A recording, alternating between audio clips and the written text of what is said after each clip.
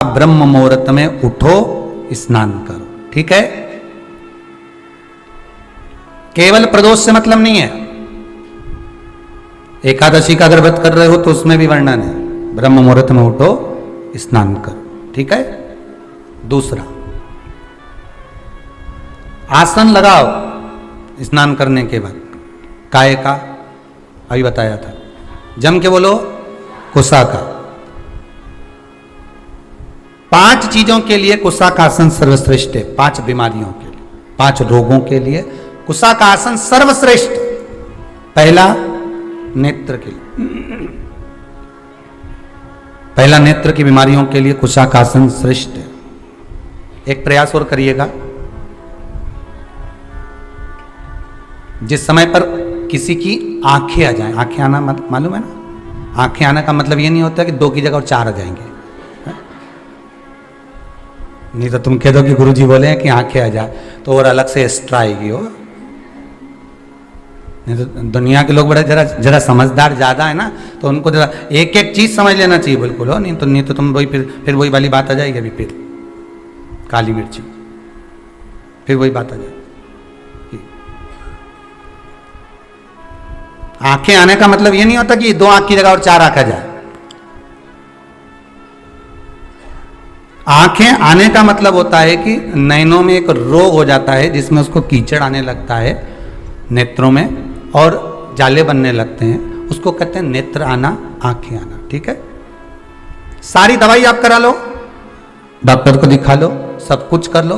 एक प्रयास करना नेत्र के लिए कि कुसा का आसन हो, उस आसन पर बैठकर अपने दोनों पंजे जब आसन पर रखा जाए और आप आराम से बैठ जाएं, प्रयास जहां तक हो कि कुसा के आसन पर कपड़े से ज्यादा स्पर्श होने की जगह पर अपने शरीर का भाग स्पर्श हो, पंजे ज्यादा स्पर्श हो।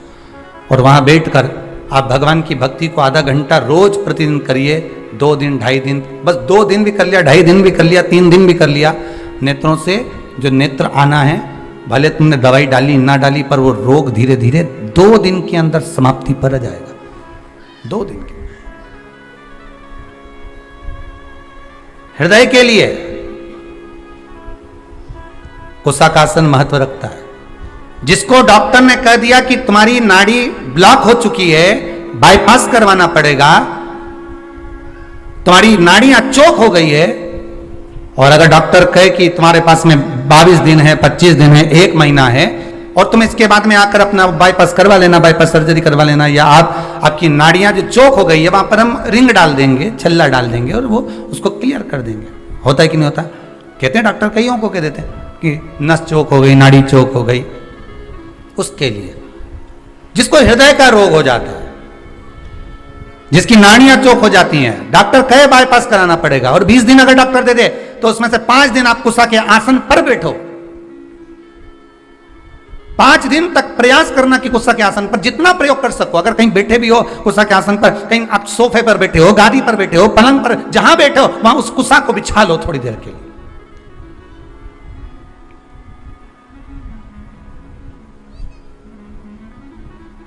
उस कुसा के आसन को आप बिछा लीजिए जहां बैठो। वो तो लोगों को थोड़ी सी शर्म आती है, नहीं तो हम तो कहने में पीछे नहीं हटेंगे कि आपके यहाँ जितने सोफे लगे हैं ना, हम तो कहेंगे उसकी जगह ये जो तुम लोग वो बिछाते हो ना, सोफा का सेट नहीं रहे, क्या बोलते हैं उसके ऊपर कपड़ा बिछाते, क्या बोलते हैं उसको, सोफा का कवर। हम तो कहें उसकी जगह, वो तो आप लोगों को थोड़ी शर्म आती, नहीं तो हम तो कहेंगे कि उस पे है ना कुसा का आसन बिछा के रख दो, तो बेचारा जो आएगा उसकी भी आंखों की रोशनी बढ़ जाएगी, उसके भी बेचारे की कहीं नाड़ी माड़ी चोक होगी तो क्लियर हो जाएगी। थोड़ा बहुत तो दवाई तुम भी कर सकते हो शंकर जी का नाम लेकर, पर दिक्कत है नहीं तो फैशन में फिर वही खजूर वाली चोटियां।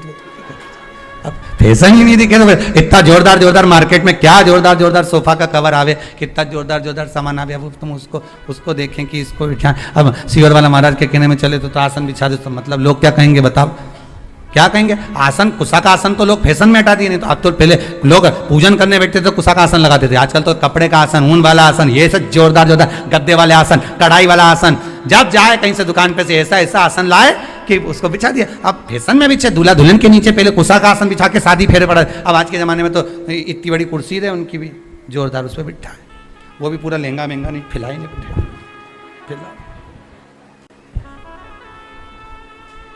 फिर बैठे।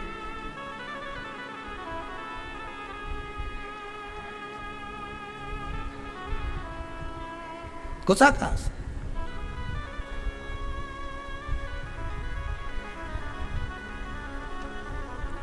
दूसरा, पहला नेत्र का रोग, दूसरा हृदय का रोग, ठीक है। तीसरा शरीर की चर्म रोग, चमड़ी का रोग। जब चमड़ी कहीं से कालेपन पर आ गई, कहीं झुर्रियां पड़ने लगी, चेहरे के नीचे, नेत्र के नीचे थोड़ा सा कालापन अगर आ गया, तो फिर कुसा के आसन का प्रयोग करिए, कुसा के आसन पर बैठना प्रारंभ करिए। तीसरा है चर्म। चौथा, कुसा के आसन के लिए उदर से जुड़ी हुई जितनी भी परेशानियां होती हैं, आपको उदर से जुड़ी हुई जितनी भी परेशानियां, प्रयास करिए कि आप पूजन कुसा के आसन पर बैठकर करेंगे तो आपके उदर से जुड़ी हुई जितनी भी परेशानियां हैं, भोजन नहीं पचना, एसिडिटी होना, आदि आदि, आप कर कर देखिए, कुसा के आसन पर बैठ कर देखिए, आपको उसमें आनंद की अनुभूति हो जाए, सुख मिले।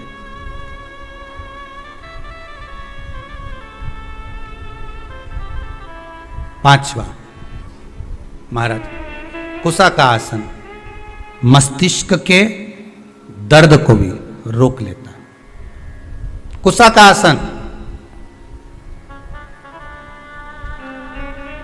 ज्यादा जब मस्तिष्क में दर्द हो, कुसा का आसन तुम्हारे घर में हो, उस पर पांव रखकर 7 मिनट, 8 मिनट, 10 मिनट खड़े हो जाओ, भगवान का नाम जाप करो, जो मंत्र आपको आता हो, जिस मंत्र से आप जुड़े हो, जिस मंत्र को आप जप सकते हो, ओम नमः शिवाय, श्री शिवाय नमस्तुभ्यम, ओम, जो राम कृष्ण शिव जो तुम जप सकते हो वो मंत्र जपो, वो मंत्र का स्मरण आप करो और उस मंत्र को आप जपो खड़े रहकर।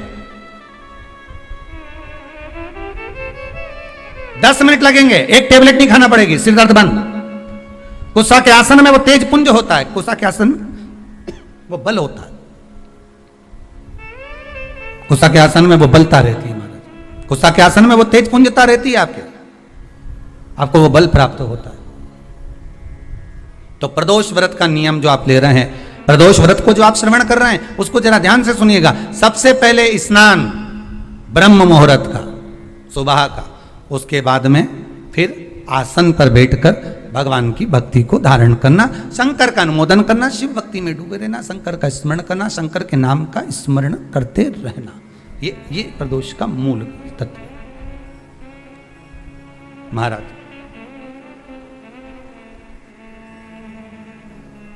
प्रदोष व्रत करने वाले को भोजन नहीं करना चाहिए, ध्यान दीजिएगा। फलाहार करो, उसमें भी नमक का सेवन मत करो। प्रदोष व्रत में नमक का सेवन वर्जित होता है। कारण क्या कारण होता है? उसका एक कारण माना गया है, नमक की वर्जितता। जिस समय पर एक नगर में एक ब्राह्मणी रहती थी, बहुत भाव से सुनिएगा, प्रदोष व्रत, नमक को त्यागने का भाव। प्रदोष व्रत की किताब में भी मिल जाएगा आपको, आप पढ़ेंगे तो सुना होगा आपने। एक ब्राह्मणी रहती थी एक नगर में, उसका पति नहीं था, छोटा सा बालक एक साथ में रहता, छोटा सा बालक। अब ब्राह्मण के घर की धर्म पत्नी है,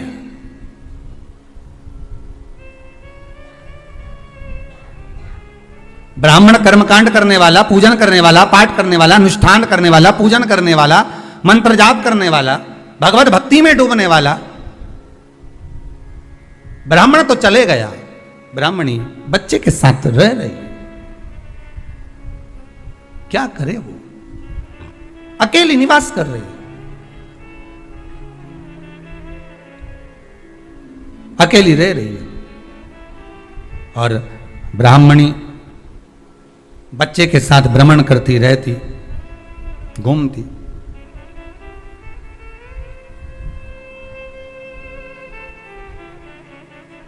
कहीं कहीं दर दर जाकर कुछ भिक्षा को मांग कर लेकर आ जाती, और भिक्षा लाने के बाद में उस भिक्षा को जब लेकर आती तो अपने बच्चे को भी खिलाती और स्वयं भी उसका पान करती। एक दिन ब्राह्मणी भ्रमण करते करते प्रदोष काल के समय पर शिव मंदिर में प्रवेश करी। प्रदोष काल के समय पर,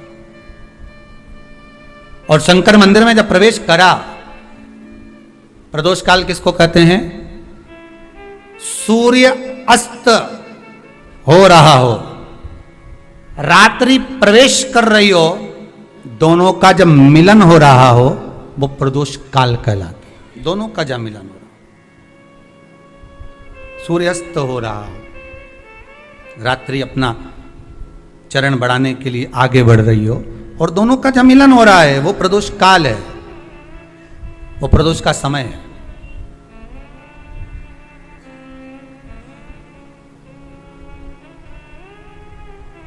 ब्राह्मणी मंदिर में प्रवेश कर रही।